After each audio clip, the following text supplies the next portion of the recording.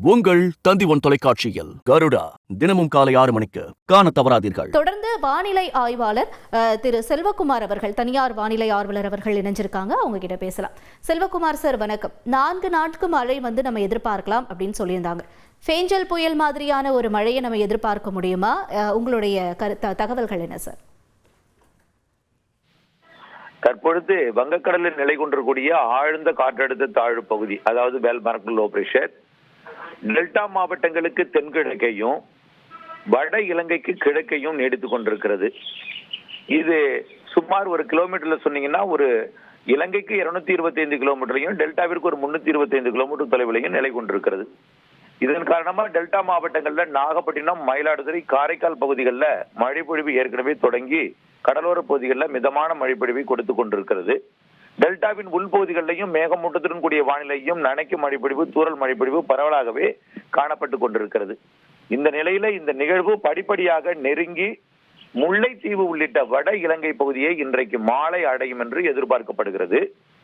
இன்றைக்கு நள்ளிரவிலே முல்லைத்தீவிற்கும் கோடியக்கரை முனைக்கும் இடைப்பட்ட பாக் ஜலசந்தி பகுதிக்குள் நுழைந்து நாளை அதிகாலையில அது டெல்டா மாவட்டங்களுக்கு தெற்கு புறம் இருக்கக்கூடிய பாக் ஜலசந்தியில் அமைந்து நாளை ஒரு நாள், அதாவது 12ஆம் தேதி ஒரு நாள் பாக் ஜலசந்தி பகுதி, அதாவது டெல்டாவின் தெற்கு பகுதி புதுக்கோட்டை, ராமநாதபுரம் மாவட்டங்களுக்கு கிழக்கு பகுதியில் வந்து அமையும் என்று எதிர்பார்க்கப்படுகிற காரணத்தினால் இது நெருங்க மழை பொழிவு டெல்டாவிலும் உள் மாவட்டங்களிலும், அதாவது டெல்டாவிற்கு அடுத்தபடியாக இருக்கக்கூடிய உள் மாவட்டங்களிலும் தென் உள் மாவட்ட பகுதிகளில் கடலோரம் முதல் ராமநாதபுரம் முதல் மதுரை மற்றும் திண்டுக்கல் மாவட்டம் வரைக்கும் மழைப்பொழிவு படிப்படியாக தொடங்கும். அதே வேளையில சென்னைக்கு இன்றைக்கு மதியத்திலிருந்து மழைப்பொழிவு தொடங்கும். மாலையிலிருந்து சென்னைக்கும் மழைப்பொழிவு சற்று தீவிரமடையும் என்று எதிர்பார்க்கப்படுகிறது. ஏற்கனவே வெள்ளம் பாதித்த புதுச்சேரி, கடலூர் மற்றும் விழுப்புரம் பகுதிகளுக்கு இன்றைக்கு இரவு ஒரு அச்சுறுத்தும் கனமழை பொழிவு கொடுப்பதற்கு வாய்ப்பு இருக்கிறது. அந்த மழைப்பொழிவு நாளை அதிகாலை காலையும் தொடர வாய்ப்பு இருக்கிறது. ஆனால் ஏற்கனவே வெள்ளம் பாதித்த ஒரு மழைப்பொழிவு போல திருவண்ணாமலைக்கோ, கள்ளக்குறிச்சி, விழுப்புரம், கடலூருக்கோ கொடுக்க வாய்ப்பில்லை என்றாலும் சற்று கனமழை முதல் கனமழை வரையும் ஓரிடங்கள்ல மிக கனமழை பொழிவு கூட கடலூர், விழுப்புரம், புதுச்சேரி பகுதிகளில் தெரிகிறது.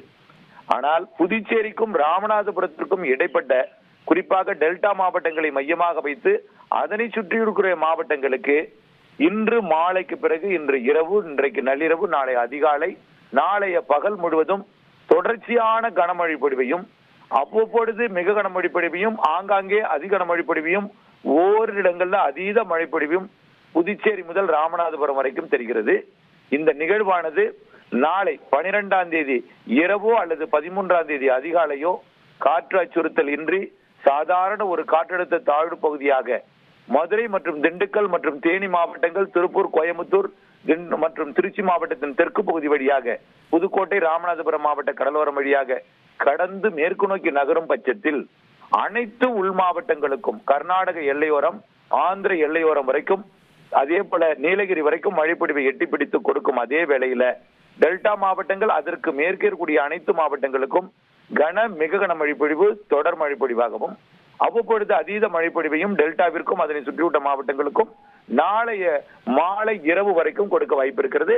அதற்கு பிறகு தென் மாவட்டங்கள், மேற்கு தொடர்ச்சி மலை மாவட்டங்களுக்கு கொடுத்து அதே போல ஒரு மழைப்பொழிவை 13ஆம் தேதி இது மேற்கு தொடர்ச்சி மலைக்கும், 14ஆம் தேதி அரபிக்கடல் பகுதியை நோக்கி விலக இருக்கிறது. உங்களுடைய விரிவான தகவல்களுக்கு நன்றி செல்வகுமார் சார்.